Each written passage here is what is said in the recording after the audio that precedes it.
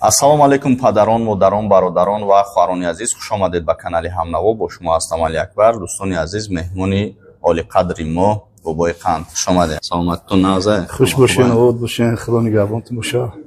имрӯз хостем ки Бобои Қандро як ба зиёфат даъват кунем ва каме ҳам бошад суҳбатҳои хуб кунем. Суҳбатҳои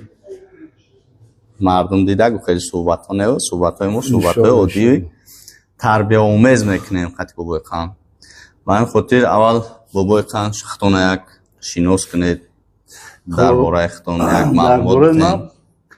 дар шабакаҳои интернетӣ маро Бобои Қанд мегӯянд. хая ки чӣ хеле маро Бобои Қанд мегӯянд, ира ман худам дар тааҷҷуб мемонам. мардум ҳами хеле қабул карда. номи аслии ман Муҳаммад аст. Муҳаммад он беҳтарин будааст. чандин вақт шуд дар ин шабакаҳо ха мебурем чуни фаҳмиш мо сухан мекунем, ха мардум таваҷҷӯҳ мекунанд. саломат бошед. дар баъзе барномаҳо мебинем ки Бобои Қанда бисёр асабонӣ мекунанд ва Бобои Қандам рафторош камтар дига мешавад ва мардумам эродаш дига мешавад, дига намуд гап мезанам. ба ҳамин хотир гуфтанӣ ҳастем ки аис пас Бобои Қанд дига хеле чиш накунед, ҳамсинфи шумо ё ки талабаи шумо нестад. ҳамин хеле нест. албатта беҳтарин суханҳо моро ҳаракат мекунем. хайли шабакаҳои иҷтимоӣ хеле аст ки тамоми мардум тамошо мекунад. баъд мо аҳамият наметиҳем бале ки мисол сухани мо куҷо меравад, мисол як гапи мо куҷо меравад ва мардум чӣ хел қабул мекунад. аммо агар ягон сухане гӯем дига маъно хати, мисол мегӯянд як сухан 360 паҳлӯ дорад, мо шояд дига паҳлӯи хубиш хати гап занем, а мардум паҳлӯи гандагиш хати мумкин қабул кунад. барои ман ҳама одамое ки шабакаҳои иҷтимоӣ доранд сухан мегӯянд, эҳтиромана хоҳиш мекунем ки ба ин чиз аҳамият бидиҳанд. хуб ман ҳами якчанд рӯз пеш наворҳои биромад, бениҳоят вақте ки тамошо мекунем қадар маъқул монда, маъқул набуда. асос ма даъват карданам барои ҳамон барнома буд ки Бобои Қанд як сухан гуфтем ки дар тамоми шабакаҳои иҷтимоӣ пахш шид. худтон медонед, шарт нест ӯ видеорамонем ё ки гап занем. шумо албатта мисол эҳтиёт мекунед, мисол ҳурмати шумо нисбати ҳурмати бобо бениҳоят баланда. ман блогер набудам, ози мара чӣ хел блогер шудам худам намедонам. шуморо мисол ман тамошо мекардам ва ҳаловат мебурдам. ва имрӯз ман биромадам дар ҳамин шабакаҳои иҷтимоӣ як сухане ки ҳеҷ оҳан аз пеши худ чизе нашуд, ҳеҷ кас мисол ҳеҷ оҳан ханҷари тезе нашуд. мо айрӯи ҳамин ягон устоз надоштан ба ҳамин роҳ мисол моро вай кардан. яъне ки мошина метиҳанад бе ягон чи ҳай мекунӣ мисол ба садамот дучор мешавад. мо бояд устоз медоштем, мо бояд ҳамо одамое ки дар шабакаҳои иҷтимоӣ мисол фаъолият дорад айвои мо дарс мегирифтем. ва акл сухани асосиро мебиёрам ки ва ҳар навори карда ман гуфтагием ки факту ҳуҷҷати рақам қатъи мегӯм ва чизе ки мегӯм ба ин гап ман худам ҷавоб мегӯм. ва ин бояд ҳамин шабакаҳода чизе ки мегӯянд шумо дар ин дунёрам ҷавоб мегӯянд, дар қиёмат ҳам ҷавоб мегӯянд. мисол ҳамо одамое ки нисбати ман гапҳои қабеҳ гап мезананд ва шумо як чизро вай кинед ки вақте ки бобо одама аллоҳи меҳрубон халқ кард худша тоқа халқ кард ва биҳишти ҷовидонро ба ихтиёри вай монд. ва дар биҳишт бобои одам нороҳат буд, чизе ба вай намерасид. ва чӣ хеле ки олимои ислом мегӯянд, аз қабурғаи чапи ҳазрати одам алайҳиссалом гирифт мисол ай кӯтаҳ қарғаи чапи одам алайҳиссалом парвардигор гирифт зана офарид. зана нигаҳ ки вақте ки чӣ қадар зана мисол вай мекунӣ ку мушкилӣ ба сараш меояд, вай рост намешавад. вай бояд эҳтиром ки ҳамин хела вай ба назар гирифтан дар кор. акс ман одами пикаи суханҳо бисёр гап мезанам, не ки вай оромиш гирифт ба дар беш оромиш гирифт. марам ҳамин хел ҳастам. зан ин номуси ман ҷонфидоё мекунам. баъзе аз одамое ки дар шабакаҳои иҷтимоӣ фаъолият мекунанд, нигоҳ мекунанд, шуморо пайгирӣ мекунанд, ҳамин гапҳои шуморо бисёрша хато мефаҳманд خب بگذار خطا فهم من تینتی من همینه من بیزن مردگیم تمام من بیزن مردگیم موتور خانه من این زنه همین موتور ماشین به موتور چی نیست که حرکت میکنه نه که همین موتور خانه این زنه باید حرمت احترام زنه مثلا بالا دونستن در کو خب با فکر من نمیدونم که مردم قبول میکنن نمیکنن که با بیتون بیزن مردگی است در مسئله در برنامه همو یک برادر ما او کس هم برادر ما یکون کس جدو نمیکنیم به خاطر که او هم در همه ساحه بلاگری ما هم در اونجا بسیار گپ شد که چی با بابای قند خچد در زمین پرت افته خیکد و خیکد اما چی شد که هم افته وقتی که برنامه میرفت من در برنامه پیشم گفتگیم که روز میرسید که من در این برنامه من گم میزنم که چی گپ شدم دیده و برنامه قدر اینترس نبود قدر شوق‌آور نبود با من امروز خستم پیش همو خواهر خطی گذشته برای که برنامه اینترس شوه و شوق‌آور شوه و مردم بگن هم دیگرش که بابا غلطید من خدمت غلط توندم امروز پیشی برای دقت جلب کننده ولی اخیرا میگه میبخشیم بابا قند میگه بودک چیه چون نه خیلی من خدمت غلط توندم حتی همون زنی که همونجا بود ای خندر خست برومده یک چی گفت که بابا با خدا سپیڅال نخچه غلطونی مثلا چه نغلطون با خست من مثلا بولو استول دا مثلا وای شده و که او چوشیدم مثلا وای دا گپوی صاف کنم نه که پشت اکران ما هر هم صحبت میکردیم خیلی قشنگ صحبت میکردیم یعنی که یگون دوستی و برادری وای بود ما اونجا بسیار گفتم که سر به سر کودکانم و ما همین هر یک ولی شما اگر ما استودگی شما اومدید داش کودکان ما رو گیر کرده گفتن صورت میگرفتن برای که بلوگر هستن که کودکان رو میگه برو میگه شما چی میکنید من کودکان رو میبینم احترام میکنم توجهم زیاد میشه اینو مثل آینده ما یور بون ما هم چه بابا با یو سخن میکنم یو که یگم مثلا میبیا زن مادر یگم استودنت مثلا یگم چی میبیا زن و میبیا منم مثلا میاد قطعی صورت میگیره هم چه فرزند ما باید قبول دارم همچون فرض این یگم چی وای نیست نسبت ما برای که هر یک کاری میکنیم ما گفتیم که در نامه اعمال ما نویسنده میشه الله مهربان نگاه داره که من غرض نگاه دارم سلوای زن برای چی یک مهر محبتی بابگی و فرزندی و نبیرگی ولی بسیاری میگن که بابا را آوردی یک چایش دادی ولی ما برنامه را میکنیم بعد میخریم ولی بسیاری مینویسنده فکر بگم من میرم در مسئله بلوگرایی که نو کار میکنن مثلا نو بلوگر شدگیان راستیگه به اون قدر شبکه‌های اجتماعی نمیفهمن و میدروین هر گونه نوارها میکنند که من همین روز خودم شاهد شدم یک بوده که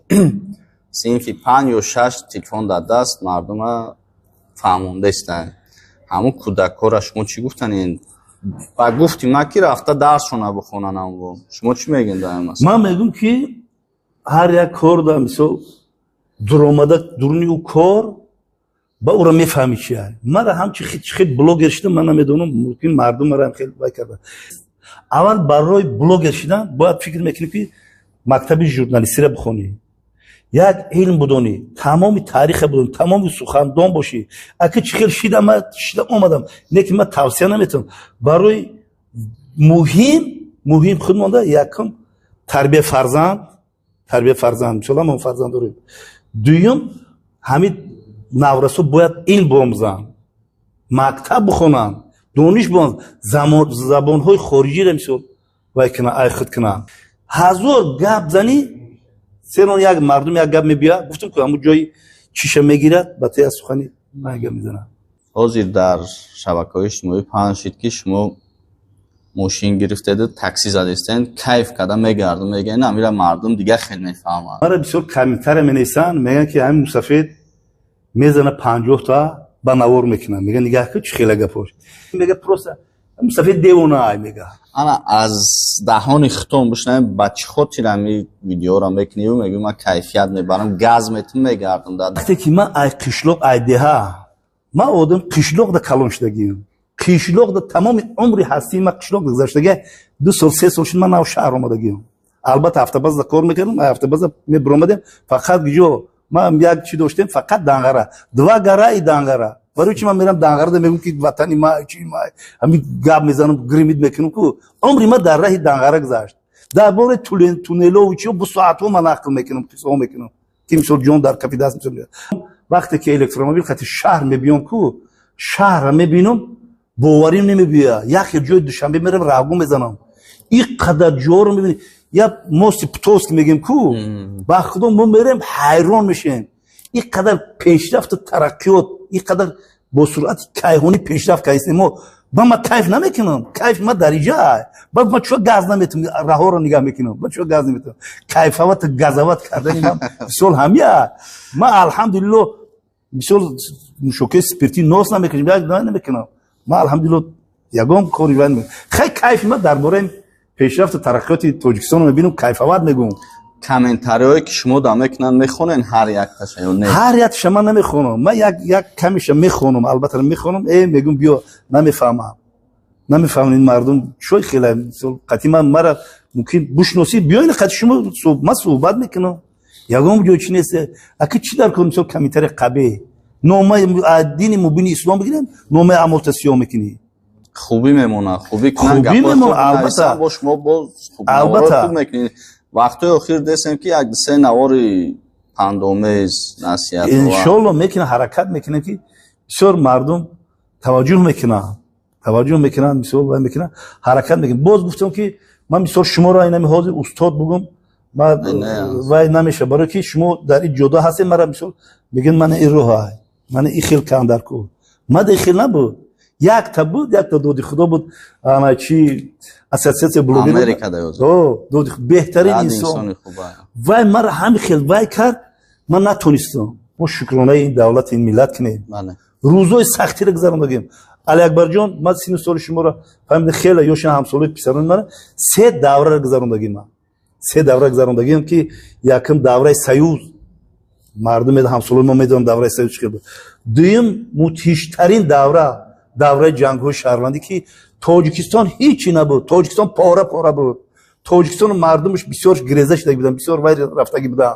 امید نبود این دوره رو گذروندیم و حاضر این دوره میبینه که دوره پیشرفت و ترقیات تاجیکستان در مدت کوتاه‌ترین با چی کارا نایل شد. بعد یک نوار شما بود موهی را گرفتن ای درونو و دهانتون برآوردن امروز یک انا برای همین میگم که یک گپ 360 پهلو دارد این ما باید خاطر گرفتگیم و مردم میبینن که همه موهی را میگیرن میبینن همه قشنگ اینترس میکنن اون گپی مرا که سخنی ما درباره چیه نمیگم وقتی که ما همه موهی را موهی پرور بزنم یک مثلا بلوگر رو خط میکنن شو میکنن باید یک مضمون داشته باشه و ما در اون موهی اصلا اون موهی را ایتای او گرفته نمیشه موهی را میدونی چقدر وقتی نمیشه گرفته وای موهی را اول ما موهی زنده رو در سطح گرفتیم در کیسمون کردیم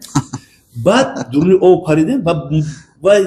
باید هیلا یک چی که ارگینال نبیه ما او رو کیسم برو آوردم و قپیدم و بیرون برو آوردم که همونجا ما با مشکلی یعنی که موهی را وقتی که در کیسم که سرکی موندم برو آوردنش قین شد دام قریب بگیره با یه ایلوت کرد خیلی بازو قریب برو موهی گرفتم با برو اومدم خیلی نفس گرفتم برو اومدم وای کردم با یک مصرع شعر یک کلمه گفتگیم کلمه توجکنه که دست اگر از تن بیفته جنگ با دندان کنی معنی اگر تحلیل میکردن کو چون توجیه مردم ما مردم وطندار و وطن دوستا وقتی که ما وای اومدگی که دمی نقل قصه است که bayrak parçam bardor وقتی که میره پرچم که غلطید میگن که مغلوب شد دستش میزنه در تاریخ اسلام اومده با این دستش قطی میگیره این دستش میزنه میغلطه و تو لحظه آخرون خمشه هم bayrak پرچم با دست میگیره و میره با چند قدمی که چون یعنی پردنی بدن یعنی که همو درمو چی خودش استوار بدن چون درم وطن و درم چی خودش استوار همو پرچم میگیره و دهنش میره پرچم بالا میکنه معنی گپی ما ایبو نه که موهی را بگیرن بعد شانتاژ مانتاژ کنن وای کنن یعنی که ما هم خیلی وطن دوست باشیم هم خیلی دوده شده باشیم در این وطن و در این ملت در این سرزمین که ما اگر دستون نمیشه با دندان ما سو کار نمیکنیم جنگ نمیکنیم مویا از وطن میکنیم البته خوش دوستان عزیز صحبت ما با پایان میرسد ما بابای قند بابای محمد تشکر میگیم برای دعوت ما رد نکردن خوش آمد یک بار دیگه زنده و سلامت باشین سوالا باشد در کامنتر بنویسین، شاید ویدیو آینده با صحبت کنیم. انشالله زنده و سربلند و خان آباد باشین برادران قند